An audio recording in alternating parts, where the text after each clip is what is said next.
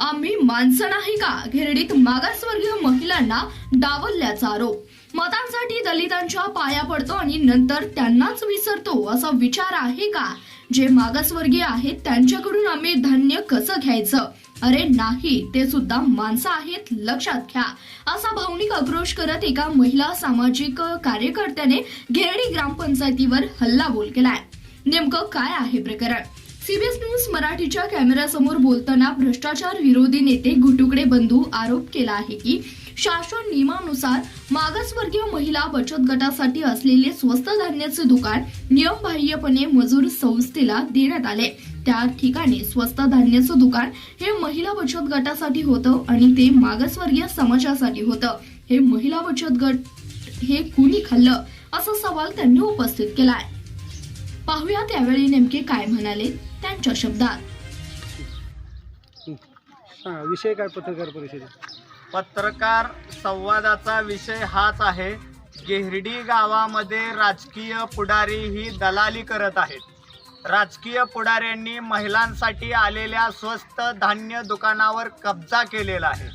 त्या ग्रामसेवकाला BDOला काही पैसे देऊन मॅनेज करून, त्याचं नाव आहे सद्गुरू ज्ञानेश्वर माऊली मजूर सहकारी संस्था, यांना ते कुठल्या कायद्यान्वये मिळालेलं आहे याचा त्या ग्रामसेवकाला, त्या BDO कुलकर्णीला याचा संपूर्ण जबाब विचारण्यासाठी घेरडी गावातील ज्या महिला आहेत, महिला बचत गटाचे मी नाव तुम्हाला सांगतो की संघर्ष स्वसहाय्यता बचत गट, ज्याच्यामध्ये 100 महिला आहेत, 100 ते 150 महिला आहेत. त्याचप्रमाणे दुसरं जे नाव आहे दुर्गा स्वयंसहाय्यता संघ, या एक महिला विधवा आहेत.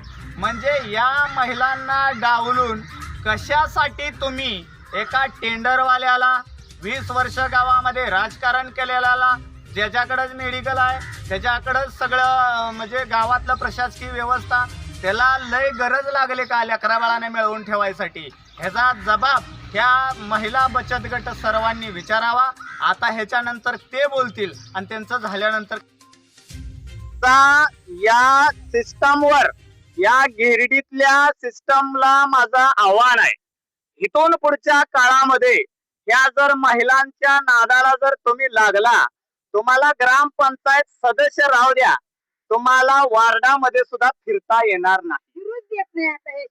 या दलितांची मतं तुम्हाला लागतात का? मतासाठी फक्त लागतात. 15 दिवसाला तुम्ही त्यांच्या येऊन पाया पडता, 15 दिवस मतदानाच्या अगोदर, आणि मतदान झाले त्यांना फक्त त्यांची लेकरं बाळ, नुसतं तुम्ही दारू, नुसतं तुम्ही चपटी एखादी दिली, त्याला 500 रुपये दिले, 1000 रुपये दिलं, एखाद्या खांद्यावर हात ठेवला म्हणून काय लय विकास झाला नाही.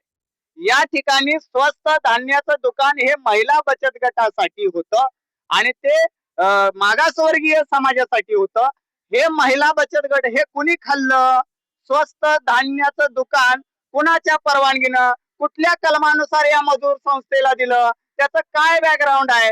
त्याच्यात मागासवर्गीय कोण आहे का? म्हणजे तुमचा असा विचार आहे का की बाबा जे मागासवर्गीय आहेत त्यांच्याकडून आम्ही धान्य कसं घ्यायचं?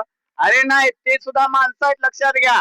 मतासाठी यांचा वापर करू दिला जाणार नाही. काय ह्याच्यात कुठल्या त्या तालुक्यातल्या लोकप्रतिनिधीच्या बंगल्यामध्ये जाऊन बसतो, तिथं काय ते पैशाचा विषय घेतो म्हणून त्याला दिलं का? आज माझ्याकडे ज्या शासनाच्या नियमानं पाहिजे होतं, ज्या शासनाच्या नियमाच्या अटी होत्या त्या आम्ही पूर्ण केल्या होत्या. आणि त्यांनी नंतर जेव्हा आम्ही कागदपत्र त्यांना वेळोवेळी मागतोय, कागदपत्री जेव्हा आम्ही त्यांना व्यवहार करतोय, त्यावेळेस त्यांनी आम्हाला जे आम्ही मागल ते त्यांनी आम्हाला काही दिलेलं नाही. संबंधित अधिकाऱ्याची पाठपुरावा तुम्ही कायमस्वरूपी करत होता का? हो, माझ्याकडे तशी लेखी पत्र आहेत. काय सांगण्यात आलं तुमच्याकडून? त्यांच्याकडून ते BDO ऑफिसला गेले की त्यांनी सांगतात ग्रामपंचायत मध्ये जावा, ग्रामसेवकांना विचारलं की ते म्हणतात BDO कडे जावा. म्हणजे मग आमच्यासारख्याने सर्वसामान्य माणसानं जायचं तरी कुठं? पण नेमक्या कोणकोणत्या अडचणीला तुम्हाला सामोरं जावं लागत आहे? प्रत्येक अडचणीला आम्हाला सामोरे जावं लागतंय.